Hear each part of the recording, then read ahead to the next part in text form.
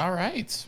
PAWCast 59 or maybe 60. It depends on if we do a live one between now and the time this one comes out. I'm not really sure. Molly, you're back. I'm back. Glad to see you. How are things? Things are good. Things are good. You're coming off of a weekend. Yes. How was that? You made it. Got through it. I think Slap Happy Day happened on Sunday Oh, boy. instead of Monday. For those that are unaware, what is that context?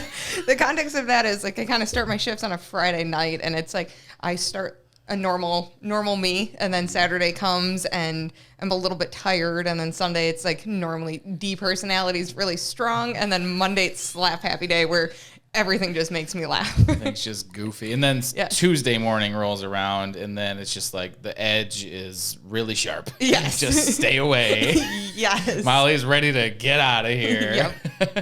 Yep. So, yeah, we've got you back. Last time that you were in, we talked, I gave you a to-do item, which I think was the first time I ever did that on a podcast to anybody. So thanks for being a trooper.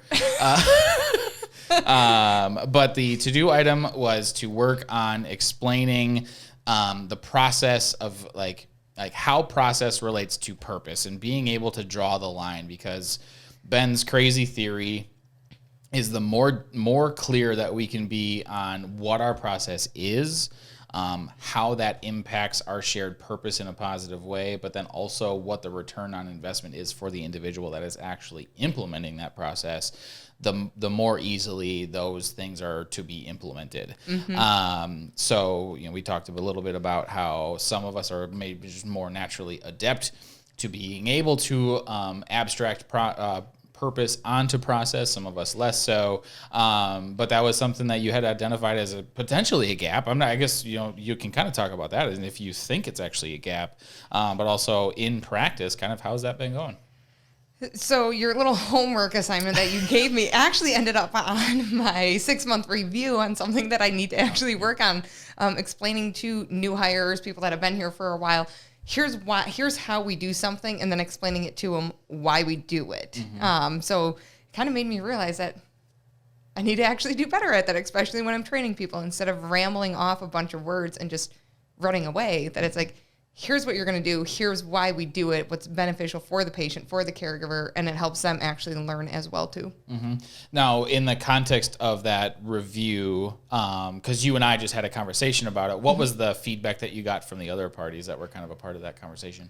Annie and Trevor did agree it is something that I can work on a little bit, because like I said, it's something I just say really fast and walk away, and then people are like, I don't understand that. I've also noticed from a couple other people that new hires that they're like, well, this is what I was told to do this way, but they're like, I have no idea why. Mm-hmm. Why do you guys do something like this? Mm-hmm.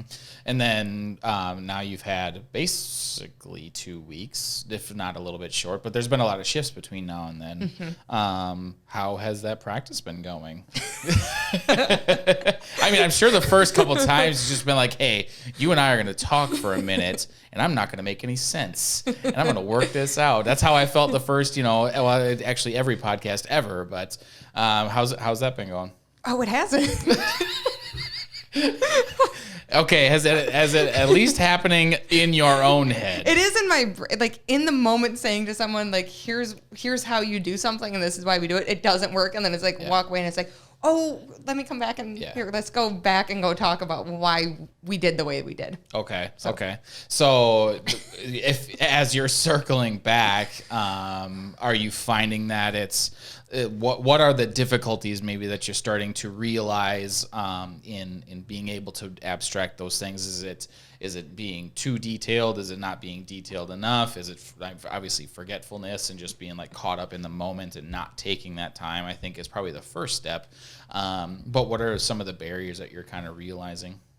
Barriers for myself is I'm not detailed enough. Okay. Also, it's kind of forgetfulness or being caught up in the moment of what's going on in the clinic, and sometimes not realizing, hey, you have 2 minutes to go ahead and explain this to somebody instead of just being blah and running away. See?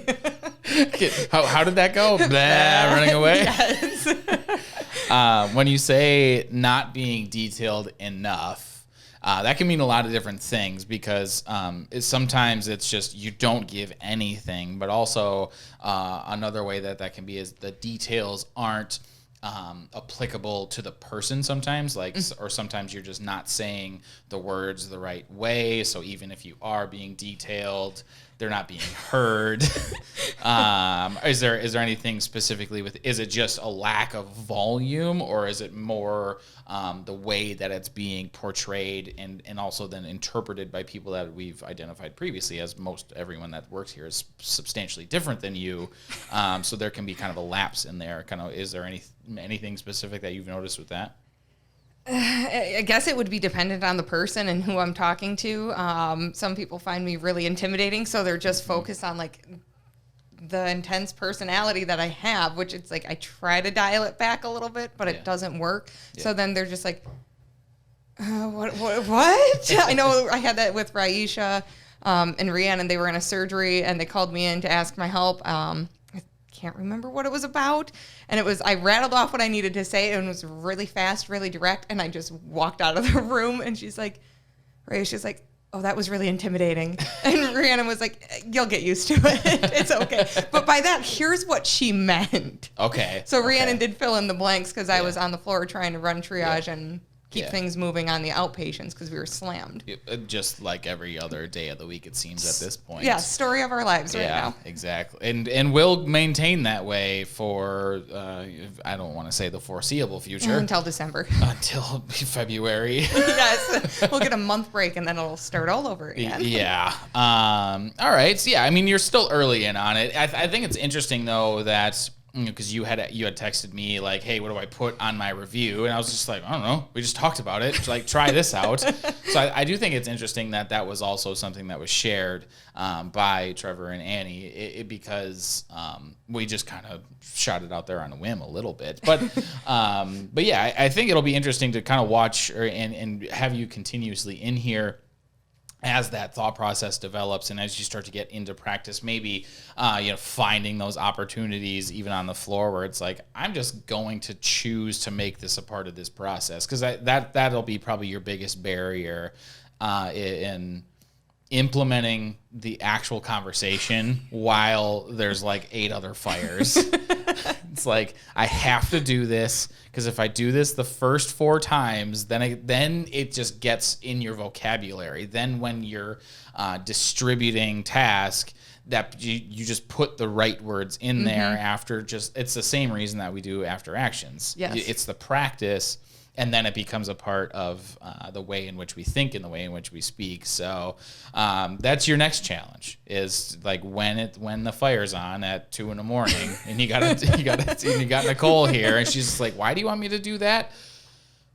Little goose fraba, and you can do it.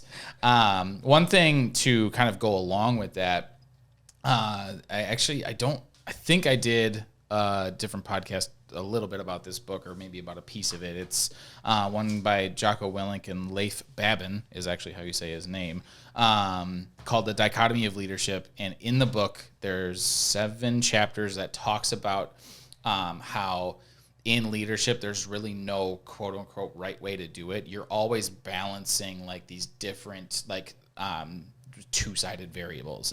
So for this one, it actually applies to you where it's to be resolute, and I think you're really good at that, but to not be overbearing. And the way that you balance to being resolute is by sharing purpose and being able to communicate that in a way that's really, really effective for the individual that needs to be communicated with, and that can vary substantially.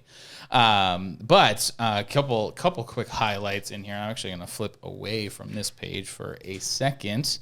He was talking to an individual that was an executive vice president in one of the companies that he was consulting with, and this was one of the quotes from him.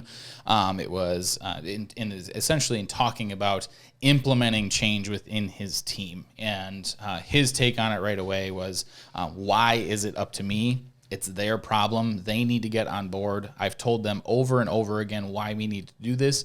Frankly, I'm sick and tired of trying to explain it to them. Been there. Had that thought. And the final thing is his perception of it is they don't want change. However, the way that it was actually implemented once they were through that project was his whole job as a leader of that team became explaining to those that were responsible for implementing change why it mattered, like, and how it impacted them. And that was literally his whole thing. And once that happened, they went from inefficient to very efficient, without him actually doing quote unquote work, without him actually being, an actual producer. He was now leading, and balancing those two. Because there are times where you just have to set a hard line.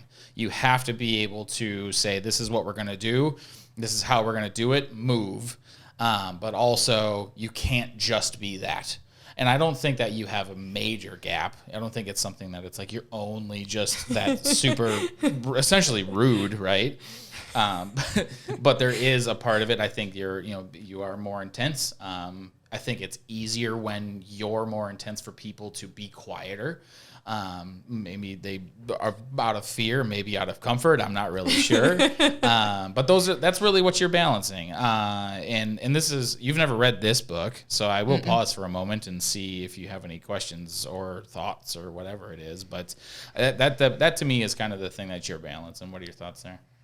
I mean, it's a good point. Like change, like he talks about change and people not wanting to become efficient and needing that explanation. It's a good point. People hate change.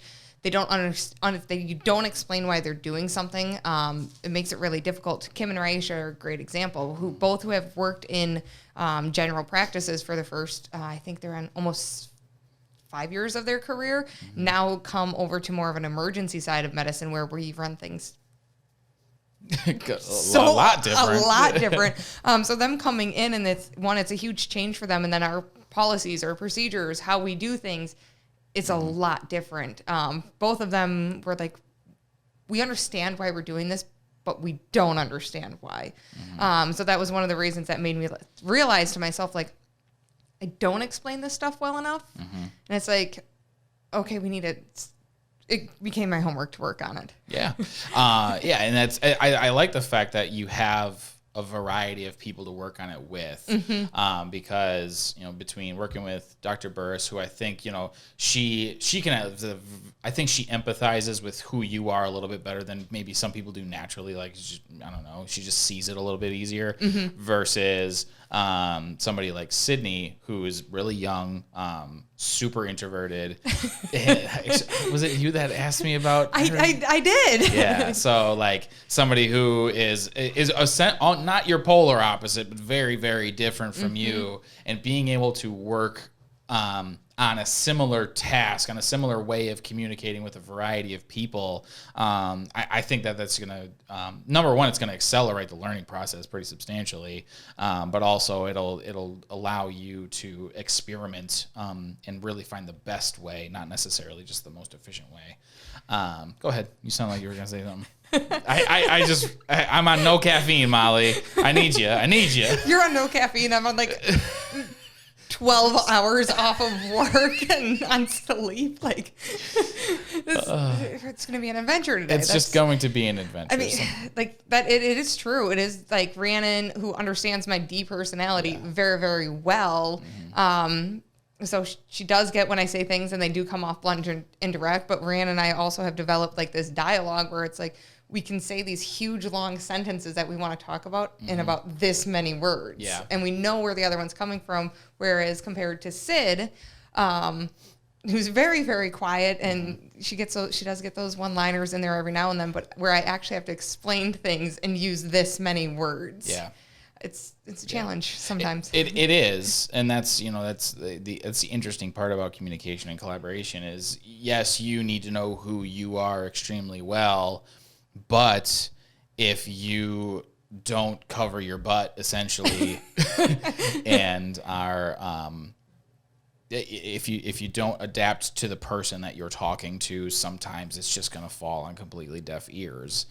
Another thing that colors that, and I actually brought up your old assessment here is values. And, that's, we were alluding to it before we started that, you and I have a very similar value set. Low aesthetic. We like conflict. We're not afraid to fight.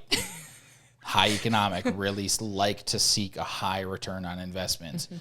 You're a mid individualistic. I'm actually low. So you prefer to do things your way a little bit more than me, but you're not above the energy line. So we're at least similar in that boat. High political. If a decision is being made that impacts you, you feel like you have to be heard. If anyone works with Molly and is listening to this, none of this should be a surprise. Low altruism, so your trust level is a little bit lower, where you're more selective about who it is that you choose to help. Typically, you will help other people if it is in the interest of improving one of your other values. So high ROI. If we get into regulatory, you like process, you like precedent, you like to operate within it, and if it doesn't exist, you'll create it. I think we've all kind of seen that, especially with your role as shelter engagement coordinator and working with the different humane societies and rescues that we work with. High theoretical, like to learn. Yep. We're literally 6 out of 7 identical. So what that does is you're a low I though, and I'm a super high I behavioral style. And so, you, at the onset, when you don't understand that you have a similar value set, a high D and a high I have a natural clash point because you'll see me as the big fluff because I really like to talk with my hands. Whereas when you have a shared value set, that's when I can go to you and say, no, just be high D because I know why it is that you're doing it and there's no reason to be afraid of it. Versus, and for me, you can call me and be like, hey, Ben, I need you to say the right words to this person. So just knowing kind of the dynamics there, because now what you're balancing with a lot of our staff is going to be that D versus S. And those are dichotomous variables where you're going to be pretty direct and they're going to want to be relatively paced and slow and, together, especially when you pair that with a low aesthetic and wanting to not being afraid of the fight necessarily. So that's going to be a challenge. I know you can do it, but I know it's not easy to do. So I'm looking forward to watching you run through that experiment. There is another thing on here that I want to touch on, but I'm going to pause. I'm going to see where your head's at. You aren't wrong. It is going to be a challenge trying to be able to dial back and figure out, even just trying to wrap my head around it now, trying to use words to say what I want to say. It's very challenging because it's I'm just do it and trying to explain to people, it's going to be a challenge. One of the other things that will be a barrier for you in this is, if you recall, there's the external and internal parts. So external variables, there's 3. It's empathy, practical thinking, and systems judgment. That's the way in which we interpret data and the speed in which we do it. You're a high practical thinker, so you're very black and white, tends to think that there is a right way and a wrong way. That's going to be another amplifier to that high D, low aesthetic type behavioral pattern, that sort of stuff. But also, you are lower on systems judgment, so you are really heavy practical, so it's going to be a challenge to get your brain out of the yes and no and into that why. There's a legitimate, you have to actively do that. Yes. So if anybody's listening to this and be like, I have no idea what Ben's talking about, what you got to think of is when you're struggling with understanding that gap between process and purpose, sometimes you're just trying to implement the process to the T. And you might think you know everything and you might have everything down perfect. However, the way in which you abstract that is through systems judgment, and you have to be able to take in more variables and explain the flow through kind of chaos, and how that relates to something that is very simple, as in serve the patient. So I should say simple on paper. It's not actually simple at all. But yeah, so that will be something too. When you're in the middle of it. getting from practical and into systems. Your brain's going to have to make an active jump over there, and you're going to flex that muscle. Yep. That is something that you can. It's not an innate trait. You can work on these things. I actually did myself. I was similar to you a few years ago, and just lived in the world of systems while I could. And now I think I'm relatively equal. I'm slow on all three. I'm not actually a very fast thinker, which is why I really like caffeine when I have the chance. But yeah, this is just trying to help you out in understanding the way in which you can do this better, because I guarantee you're not the only person that has that struggle. Mm-hmm. So yeah. And also maybe if anybody that's working here watches Molly just slow down to a snail's pace, and you can just feel the smoke coming out of the ears a little bit. You can see the smoke coming out of my ears, the wheels turning, my eyes are like, oh, how do I want to explain this? Like, just and then I watch Trevor, who's the complete polar opposite of me, you can basically be like, why am I doing a double check on these patient meds? And he can go into a 15-minute spiel on why we do things the way we do, and then I'm sitting there listening to him being like, you could have stopped that like 10 minutes ago and made that answer so much simpler. It's similar to when, was it Rachel that made the joke that Carlo always gives you, he'll give you the answer, all the answers you didn't know to the questions you didn't know you had, but he won't answer the question that you asked. It's a similar response, but that's when it's the other side. That's a polar opposite of like, I'm talking super systems and I'm not actually worried about the heavy practical on this front. Actually, in the podcast that we did yesterday, which will be much previous from the day I released this, but it was with Bree and Caroline and Carlo.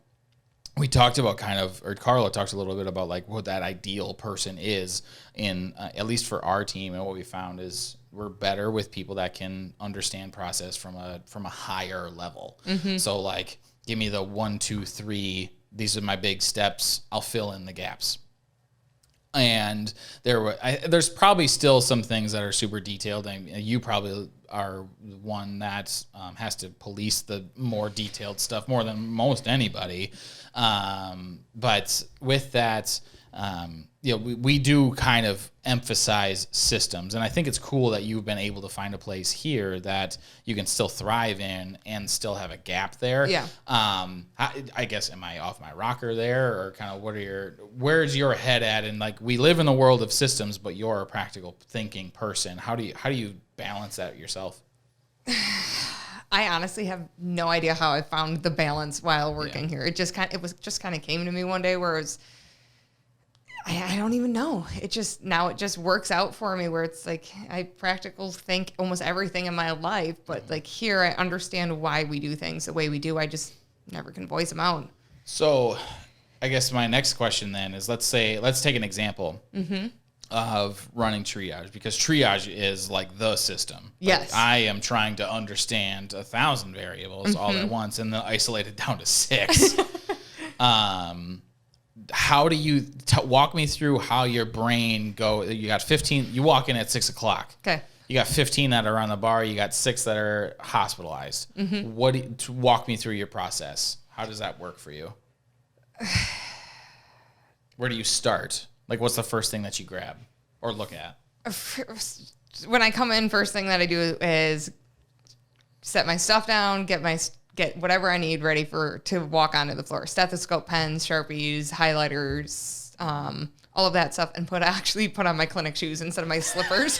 That is very important to have. And then when I come in, depending on what time doctors come in, I have been coming in at 6 without doctors because they've been coming in at 8, depending on the day. I normally start my shift by rounding on hospitalized patients. Okay. And then depending on where we're at with hospitalized patients, whether they have treatments done, they still need treatments. Doctor does come in at 6. We do rounds. So we round on hospitalized patients first, figure out what they need. And then when we're done rounding on them, I go to the triage bar and then I get rounded in on what every single patient is here for and where we're at in that process. Whether that one needs its first consult with the doctor, needs an exam, needs x-rays, blood work, pain med injections, any of that stuff. So after we're done with rounds, then it's I just kind of take off and go. So I guess like what I was trying to allude to is, and actually here's the interesting part. I want you to think about the way in which your brain processed that thought. What was the first thing that you talked about? It was like literally like the steps by which you set yourself up to go do the rounding process. So some like me, I wouldn't tell you that I put a different pair of shoes on when I start my shift. But you do, and there's nothing wrong with that. But that's the way a more practical way of thinking. This is what I do first. This is what I do second. This is what I do third, and then I get stressed and I go have a cigarette. And then this is what I do fourth. The funny thing is, it's the same thing. I do everything the same way. Yeah. Every single time I come into my shift, it's put down my stuff, grab my other stuff, get a soda. It's the same exact process every single day. It never deviates. And it's the same way when I'm on my way to work, too. So. Okay. And you don't do it because you're superstitious, correct? I don't do it because I'm superstitious, but like, for example, like go to put gas in my car. I go to the Shell gas station downtown Minocqua, use pump 4, same pump every single time. And if it doesn't happen out that way, it actually makes me extremely angry. So maybe some borderline OCD in there. A little bit, yeah. I think we might be past the borderline, but yeah, it was an interesting thing to kind of watch you think your way through that, because you went from super practical and like, this is how I set myself up, and then you went into, well, then we round on hospitalized patients, and then we round on those that are on the bar. And what you did is you went from this sequence of events that's very 1, 2, 3. Rounding on hospitalized patients is not one of those things. Like, you could probably detail it out a ton if you had to. Oh, definitely. But you don't. If you could probably, and for outpatients, the process is more detailed out because we've got our triage system, we've got our different hexagons and the way in which that process goes. So that's probably a little bit more like you're just kind of working down the list. But you went from practical into systems in a snap, and you didn't even notice it. Didn't. But it's through practice. Yep. It was actually really fascinating to see, because I have no idea how y'all actually round on hospitalized patients. Like, you used to do that with me, but it was like, this is why Fluffy is here. And we would just talk about it. Yeah. And then it was, all right, well, now we're going to move on to the next one. Yeah. But I also didn't need to know, what the patient status was and where they were at with treatments and all that sort of stuff. So my level of need to know was much lower. But yeah, am I going crazy? Do you get where I'm coming from? I get where I definitely get where you're coming from. I didn't realize I even went from practical into systems. It's an instant, but it's because you're well practiced in it. So when you think about doing something like within communication, what I'm trying to say is, I wouldn't be afraid of it at all, because you're a skilled person and you know what you're doing. You just need to practice it, and once you get to the point of practice, then it just becomes second nature. That can be an arduous process. It can be a pain in the ass sometimes. But the cool part about that is, at least the stuff that I've seen around here, and in some of the ideas that we've implemented well with other people, is it's a nuisance, and over time it just becomes the way in which we think and the way in which we do things. But ultimately, it turns into something that's productive. I can't think of a time that we've really missed the boat big time on any sort of I think you should do this type thing, or it's, working in a growth plan with somebody or something like that. Don't be afraid of it. I think you'll be able to do it well, because you already do it. You just don't even notice it. It's going to have to be learning how to take a breather and explain things out.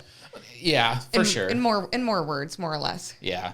You're right. I think the biggest gap biggest barrier is going to be just like that. Okay, just recenter for a second. Yep. The thing that'll amplify it is the first time that you do it and it is received in a way that makes things run more efficiently. All you got to do is see the value in it. Like, I can tell you that there's value in it all day long, but until you actually do it and see the acceleration that comes out of somebody that needed that purpose. because that's what you're aiming for, Yep. right? Is they now know why they're doing it, and now with that they're more motivated, more invigorated, whatever, and their pace quickens. They do things more efficiently, and because we're all here for the same reason. Now we're just trying to maximize that process part.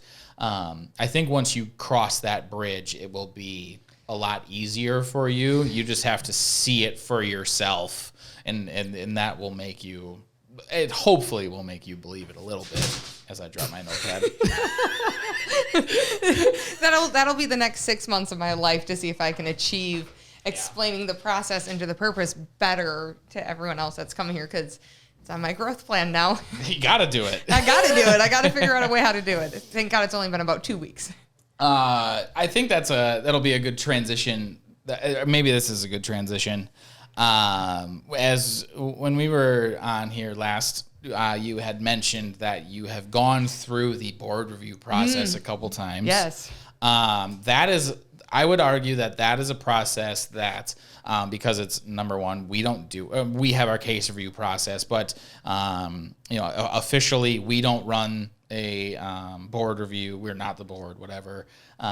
There can be a big lapse in understanding between why that actually exists, because it just feels like bureaucratic nonsense sometimes. But it does have purpose for what it's worth. But I don't actually know the story or stories, because it's happened twice. I believe that the first time was like the first 2 weeks after you got your license. Yes, it actually was. And I remember when I got the letter in the mail, I instantly opened it, and it was like instant panic, because I had no idea this thing was even out there. So I tried to call Annie. Annie was busy. She didn't answer. So I'm like, well, now what do I do? I called Carlo, which was supposed to be this very, very simple, conversation that I just wanted him to explain. I think it turned out to be a 2-hour-long conversation on the phone of us walking through the case. And then the last 2 minutes of the conversation was, well, were you medically negligent or did you make a mistake that cost the patient's life? And it's well, no. He's like, well, then you're fine. Yeah. It's couldn't we just have had this part of the conversation an hour and a half ago? Tell me about that conversation, because you that's that juxtaposition between where people are coming from. Number one, as much as you want to share a little bit of case detail, we don't need names or anything super specific, but walk me through kind of that whole process and what the maybe wisdom it was that Carlo shared, or hot air, I'm not really sure. And ultimately you got to a point where it worked out, but give me a little bit more context. So I don't exactly remember the full-blown conversation of it. That was a few years ago. It was about 4 years ago, I think, my first letter I got from. Basically, it was patient was hospitalized. I don't exactly remember the reasons why. I think the dog had free fluid in its abdomen, and it was between trying to get it into surgery or euthanasia, because patient's best interest at that point. I remember that one of the reasons they put in the complaint is they actually brought Mariah into it, who wasn't a CVT at the time. She was still an MSS, waiting to be able to take her test. She went up front and was very cheerful and pleasant. Well, if you know Mariah, that's who she is. And then we put them in a room because they were really upset, all of that. They wanted to talk to Carlo, who was also in another consult with a critical patient at the time he couldn't stop the consult with. Basically, he did the consult. They elected to euthanize. We then brought the dog in on a gurney because it couldn't walk. Another point of their complaint was we had the dog strapped down to the gurney with straps, which standard safety protocol. So dog doesn't jump off gurney. So they put that in there, and then I just got brought into it because I was the one who wheeled the dog into the room and pushed the plunger on that patient to do the euthanasia, which. On the phone with Carlo, we walked through the whole case, everything like that. And then I just remember that last bit of it, which I use to this day, when I got taken to the board along with 4 other people that worked here. Were we medically negligent? And the answer was no. Right. And that's just how it comes down now. So basically, I didn't actually know that it was that simple. Like it seems very, whatever. Everyone has their reasons to do whatever it is that they're going to do. But that's why we push informed consent so hard. That's, why we have our estimates process. So that's why we have a ton of process, really. Yep. Is to make sure that we are covering the basis on behalf of the patient and really for the caregiver too, right? We want clarity. We want to make sure that they know what's happening, all that sort of stuff. And and that process is different now than it was 4 years ago. We've increased clarity. We've increased our ability to communicate what's happening and what it is and all that sort of stuff. But the fundamentals were all still there. And it's interesting there that it doesn't actually matter how much you try.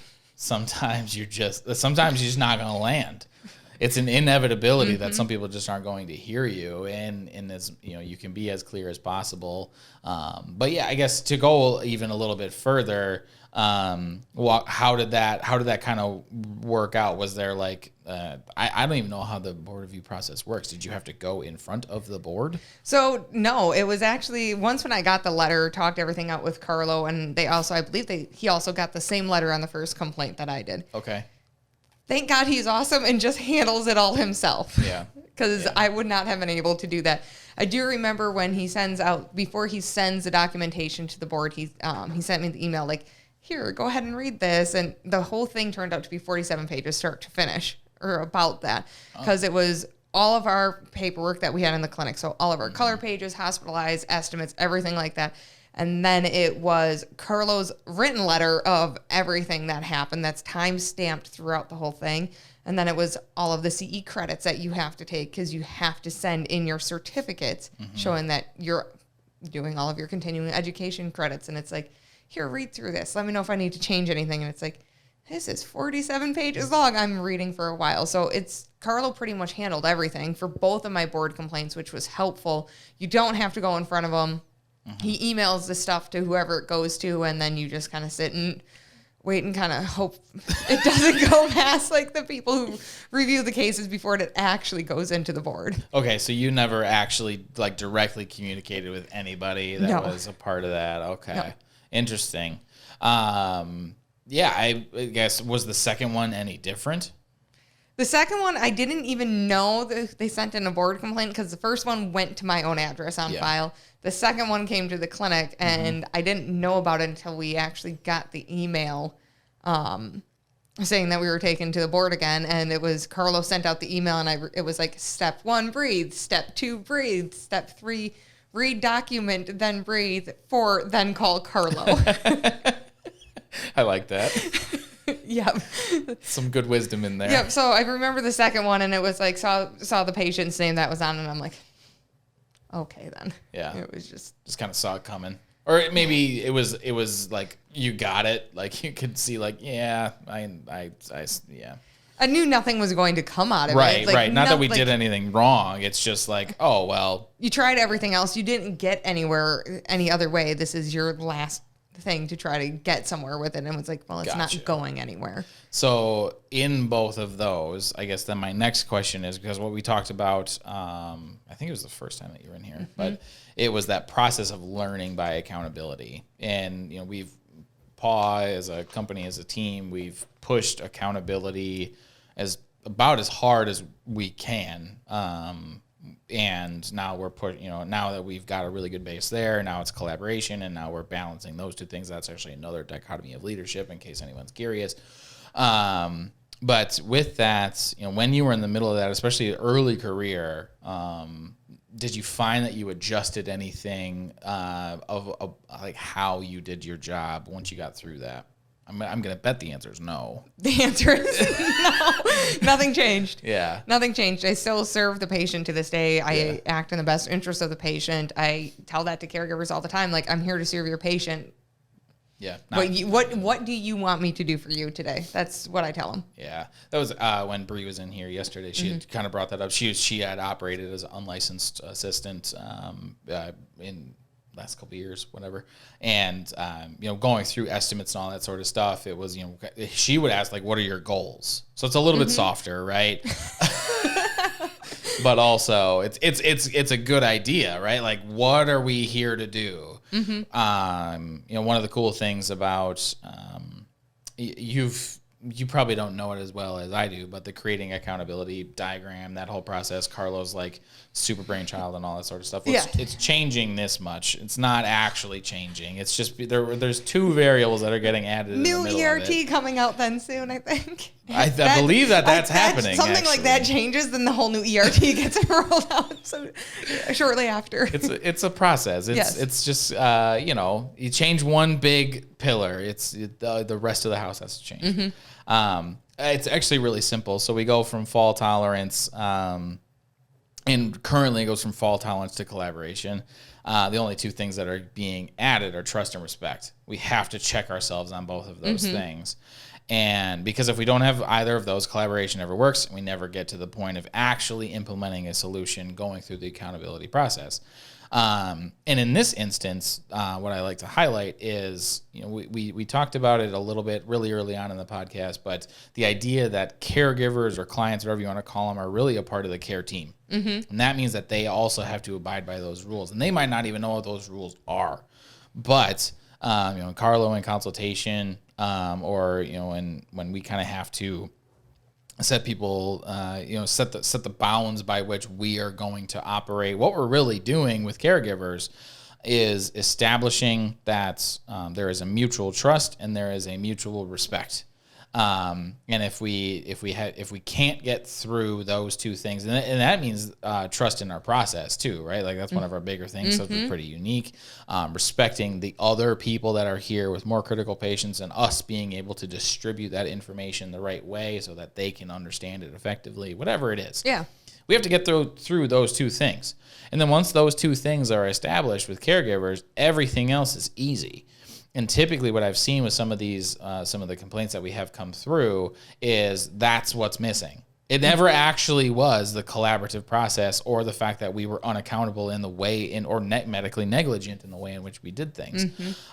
It all comes down to they didn't trust us from the get-go, or something we misstepped in communication, or maybe they didn't like our process, whatever, trust fell apart, or somebody was rude and respect fell apart.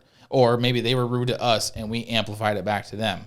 That's that idea of, when we have to walk in and be the first mover on all this stuff. And there's other podcasts about that. But that's the two things that are getting added, because if those fall apart, that to me is what those complaints were sourced out of. I wasn't there. I wasn't a part of it. But if you're talking about little stuff, talking about like safely transporting a patient so that they can be with their caregiver, they might not understand it, but clearly they didn't trust us at all. No, and it's actually kind of funny you bring that up. I have had a couple caregivers where they come in and for some reason, they start out swinging. Yep. They just start out swinging when they come in.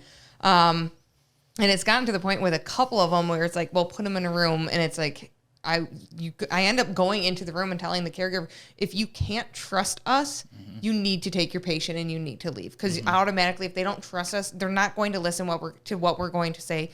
That cat or dog or whatever animal it is here is not going to get the care that it needs to have that day. So it's like, we can have the exam and the consult with the doctor, but if you're not going to trust us and trust in what we're doing, then you need to go somewhere else. You need to go to a different vet clinic right off the bat. And that's the first thing I tell them when they come in swinging and they're like, well, I don't trust your process. Like, this is what's wrong with my patient. It's dying. And it's like, but it's not. It's stable. It has been evaluated. We have looked at it. We have gotten vitals. Like, it's stable. And it's like, if you can't trust in us or our process, you can't be here. Yeah.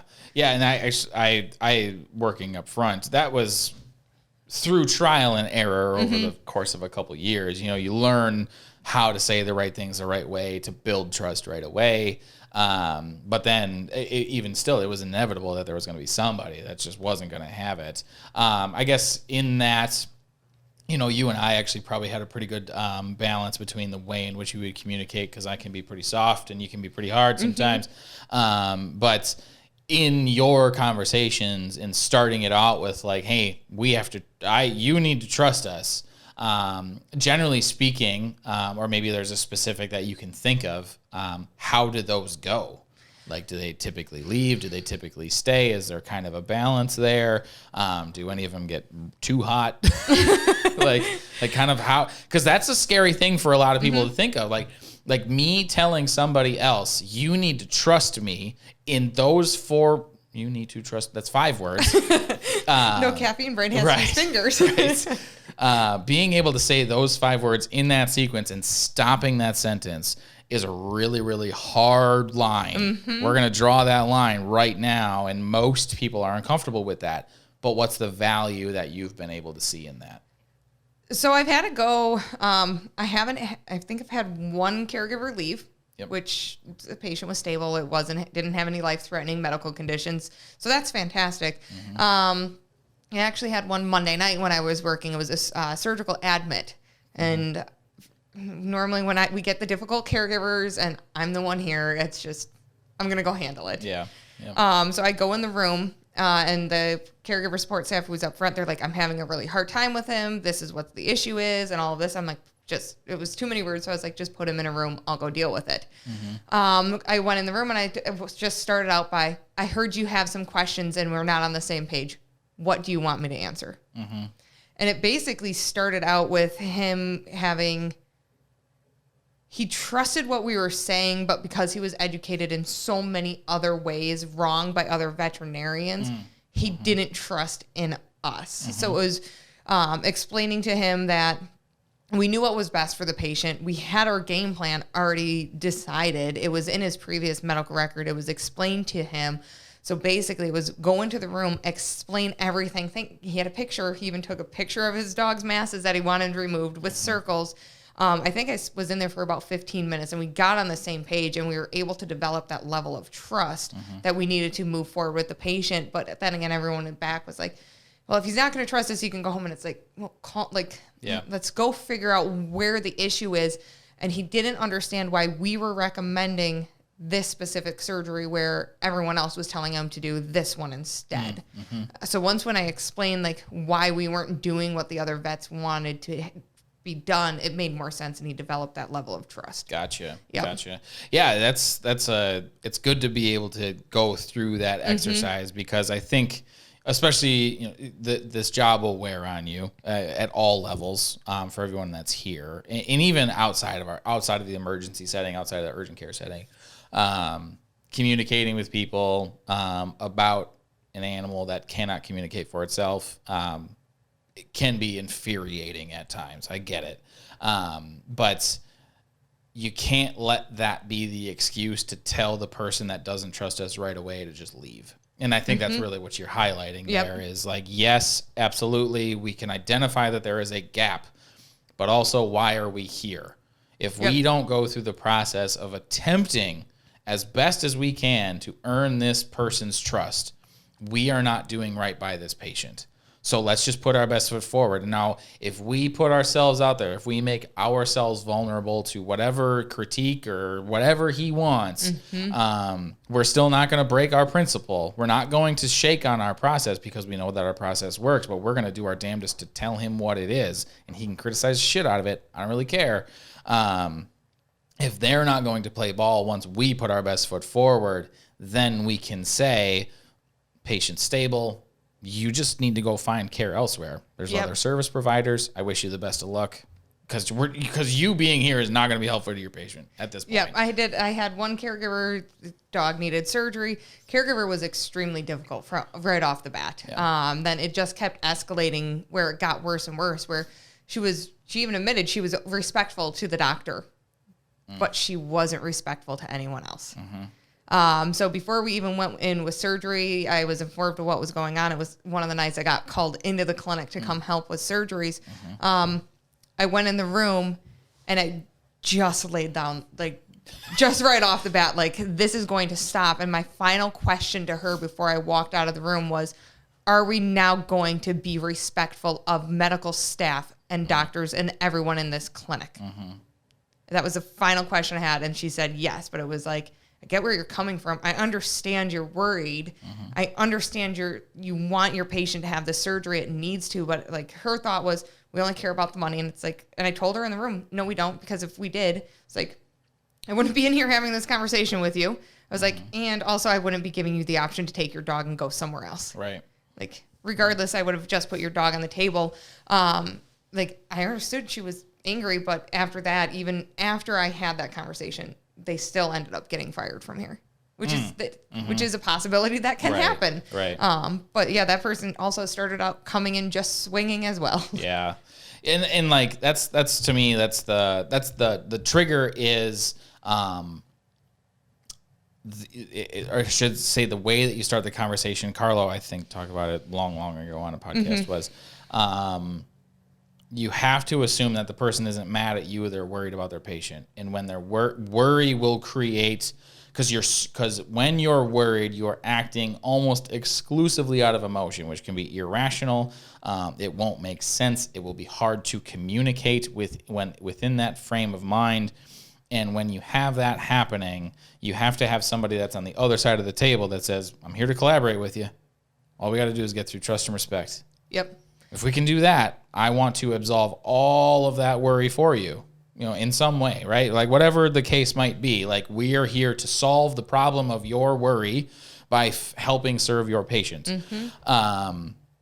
Not necessarily the emotional side. That's a different side, right? I don't try to dabble in people's emotions or understand why they're being emotional. No. Like, just no. But we can acknowledge that the status of the patient is creating the worry. Yep. What they do with that worry after the patient has been served is not our problem. Yep. And I do understand where that worry is coming from. Like, yes, I work here. At one point I didn't. Both my tiny ninja asshole cats, it's a love-hate relationship. They have both ended up with me on the complete opposite. They were in the back, and I was on the front. I had no idea what was going on in the back, no idea what was going on with them. There is that worry that you come into a place, unknown people, have your animals. You don't know what's going on until you have that consult with the doctor. But that's why our caregiver support staff is so amazing. They are fantastic at helping limit those worries and getting patient updates out there to everyone and making sure everyone knows the process the best that they can before they even come into the building. Yeah, I was talking to Caroline about that yesterday after we did the podcast, and how that reception position dictates so much about how everything goes in our entire process. Because if it's done well, everyone's on the same page. Yep. Everyone's more patient. Not going to say that they're exclusively patient, but there's a more understanding of the process. Overall, like the stress level doesn't push into the treatment area. And then once doctors actually get to the point of consultations, especially on a deep bar or whatever, like, those consultations go well. They're efficient. They're not defensive, that sort of stuff. And it's all dictated by one person.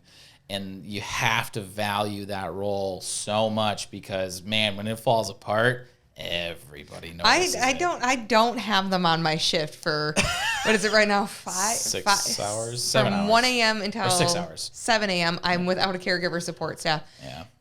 And there are days I want them to stay in the clinic and not leave, because they are amazing. They explain everything to caregivers. I know the job up front. I do not know it as well as they do. I do not even try to pretend to know what I'm doing up there. But it's hard without them. Yeah. Like, I don't mind answering phones, but I try to explain the process the best I can. And I find myself on the phone sometimes going, like, shit, what was this again? Did we change this now? Yep. So, and that's the other thing too, is you got to be adaptive, especially with COVID and all this stuff, that, just making sure that we can keep people safe, all that. Yeah, that's actually why for me, once I moved all marketing, it's like I'm uncomfortable with the idea of just jumping on the floor for like a shift, because I'm gonna suck so bad. I'm gonna make things worse. Like, I'm just gonna light everything on fire on accident. I'm not even gonna know that I am. We're all just stand outside the building and just be like, bye, Paw. Ben burnt you down in one day. Ben did it. It took him 6 hours. Oh, no. But yeah, I guess, we kind of went off a little bit of a tangent there, but sometimes it's fun. I hope there was some insight in there. I guess, how long has it been here? I have no idea. It's been, we're almost at an hour. Look at that. Oh. Just like that. Just like that. What other stuff's on your mind? What do you got for me, Molly? Give me something. I mean, I'm horrible at trying to figure out what's on my mind because it's completely blank. or it's so full we can't decipher it. So much shit going on in it. I don't even know where to start. I mean, we've talked about the triage. We've kind of talked about being held accountable. I know in the past you guys have talked about our after actions, which I know I've been through one of them. Yep. I've been lucky and only had to do one. I do try to avoid those. You avoid the situations. I avoid the situations. Like I try to avoid it, which is why I'm so strong in that process and the policies and the procedures we have set in place. Mm-hmm. I know I will end up in another one day. Mm-hmm. There's nothing I can do about it, but I do try to avoid them. Mm-hmm. The only thing we've never have talked about are Heather cases. That's true. We've touched on those. Yeah, I think that's going to be like, because what we're gonna have to do with that is I know that her and Trevor have this running bet about who gets to sit in here first, and whoever sits in here first loses. What do they lose? I don't know. Between those two, I have no idea. But like that is what is it that we are referring? Just give the audience a simple explanation of what a Heather case is. Burmese Mountain Dog, that's the easiest one to explain, and I know it's the only one, I think you remember that one. I absolutely remember that one. Heather case is something that is basically something crazy that comes in where anything can go wrong goes wrong, basically. It was, I think, not even a 2-year-old Burmese Mountain Dog that got spayed 10 days prior.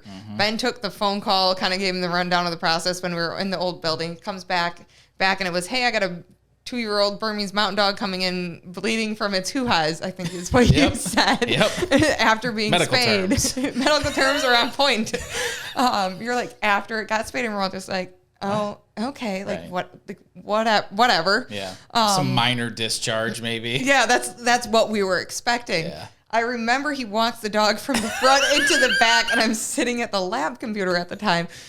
And the dog just stops moving and just blood pours out of the dog. And I'm like, my eyes got huge. I'm like, well, this is not good. Yep. So the dog walked in, and then Heather did the consult with them. We start doing what we need to do in the plan at that time because we ultrasounded. We couldn't find anything abnormal. Heather didn't want to do this, didn't know if she could, didn't want to do the surgery. She was going to transfer it to Fox Valley. Yeah, I think the thought at the time was that it was an internal medicine issue of some variety, and it's just like something went bad fast, and because physiologically this makes no sense. So, and it didn't make any sense. And then I just remember Veronica was when she was still here, who's now in vet school.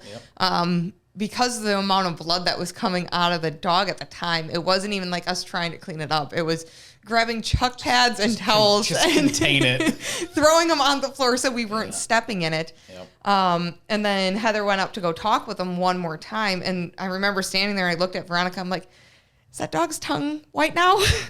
And it came in pink. And I think 20 minutes later, the dog's gums are white as a ghost and can hardly stand. And then Heather conveniently had to call Carlo, which is the fastest I think he's made it from home to a clinic, to the clinic. It was the standing record. I know that record has since been broken in the last few weeks. There's been a few hammers, but it was the 27-minute drive took about 18 that day. Yeah, it was pretty quick because I remember him saying have that dog ready to be on the table by the time he got there. So it was fast. We threw an estimate together, had him sign, got the down payment, and it was a very quick goodbye to the dog, and then it was on the table, and it was the weirdest thing where the uterus somehow inverted and the suture slipped, and thank God it did. Otherwise, the dog would have bled out, and they would have never known about it. That is your typical Heather case. Like this minor surgical error, maybe. I don't even know what the right word is. I don't even know if it was an error. Something occurred 2 weeks prior that created something that is physiologically impossible. That should never happen and only happens and comes in when Heather is in this clinic. It's always just the weirdest stuff is here. She was the diaphragmatic hernia. Oh, I was so excited about that case. Yeah. I remember I called it on physical exam when I was listening to the dog, because someone called me over there like, oh, we don't like the way this puppy's breathing. And I was like, I don't hear lung sounds on this side of the chest. Like, I called it when it presented to the clinic, took x-rays. I was so excited. I think I called Carlo. And he just, we don't need you. I'm just excited. I think I called him 3 or 4 times in a row, and he literally just walked out of the clinic 10 minutes prior to taking the x-rays. And it was I don't need you right now, but I'm super excited about this until he finally answered, and he found out about it. And he told us he was driving around by Fleet Farm and the 2 roundabouts. Oh, yeah. For 15 minutes, just driving in a figure eight. Dork. I know. Waiting for the phone call to be like, do I have to come down and do this surgery? Which he did. Yeah. But yeah, so I think the challenge maybe your other piece of homework, and a less urgent piece of homework, is to convince Heather to sit in one of these chairs so that she can tell some tales of Heather cases, because I can only imagine, because we've only worked with her for, a third of her career, maybe. I think she's at 25 It's years? been a long time. I actually have no idea how long it's been, to be perfectly honest. But she's notorious for just being here when the ultra weird make their way. Yes, her stories are going to go what the fuck, this isn't fuck this, what the fuck. And it's going to be swear word after swear. I'm going to have to get my beat button ready. Yes. It will be swear word after swear word through all of them, because that's about how her words go when she's working up these cases. It's what the, why is, what, who, what, no. And to talk about a way to circle this all back to sort of where we started, that is the brain's way of processing. Yeah. Right? Because I do that. I number one, I touch my nose, and I think, if you've ever noticed that, we've got our little tics. We've got the things that we say. I will just start sentences, and I will have to stop them and restart them. For her, it's just I'm going to say words until the right word comes out, because I just have to get my mouth moving so that my brain gets kickstarted, excuse me. And what I learned through that is some people can be really, really okay with I'm going to turn this chaos of items into something, but I'm going to do it verbally. And they can understand the fact that I'm not actually telling you what to do as I'm looking at you and I'm talking, because I'm looking right through you. I'm thinking. Some people are really comfortable with that. You're probably going to do that, where you're going to start to say words as you start to go from process to purpose, and you're going to look at somebody, you're going to look right through them, and I'll be like, I'm saying words, but I'm not telling you what to do. It's the way, but it's a processing mechanism. Some people are really, really uncomfortable with it. I'm actually, previously, before I kind of understood that concept, I would take half direction through the whole thing, because I think somebody was talking to me, not at me. And I would go screw up half the things that I was supposed to half do, because I thought that I understood it, but it was I only understood a quarter of the thought, because they were in the middle of the thought. So, essentially, as something to be cautious about, I guess, is be aware that if you are thinking verbally or even non-verbally, if you're thinking with your hands, whatever it might be, know that some people might be catching the fact that they think you're telling them what to do, when in fact you're just processing. And just be aware, because if you start to see them run away and go do stuff, and you're like, hey, wait, nope. That ain't it yet.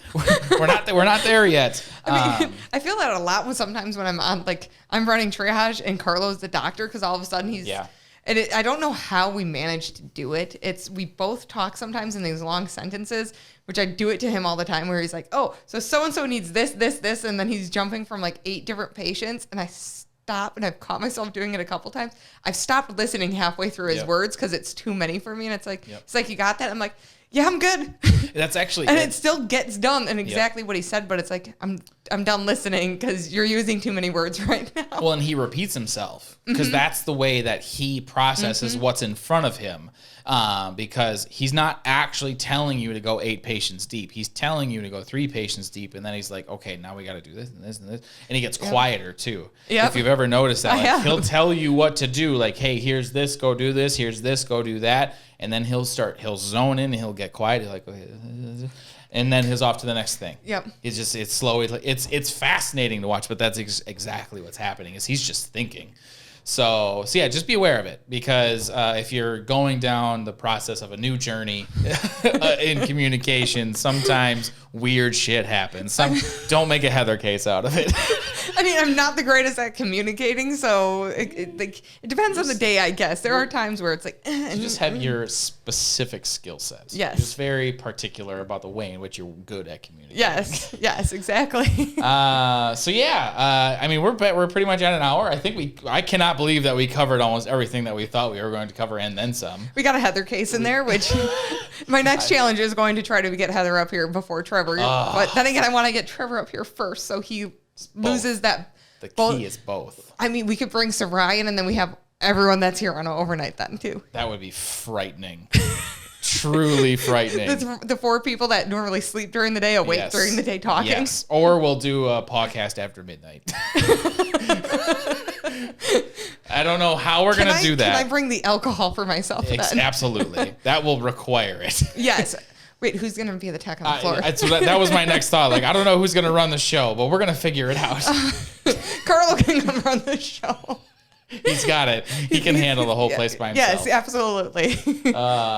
There we go. Now we got a couple different challenges, different things. Yeah, we'll have to get you back in as you start to get some more reps on here too, and we'll even keep an eye out for it too. If you find somebody that's been maybe more receptive to it, maybe throw them in here too, and you guys can talk about kind of how that's been going too. So I'm all ideas. I got microphones and a computer, so let's make some content. We have everything we need. Yes, we do. So I guess with that, I'll probably take us out of this. That's all right with you?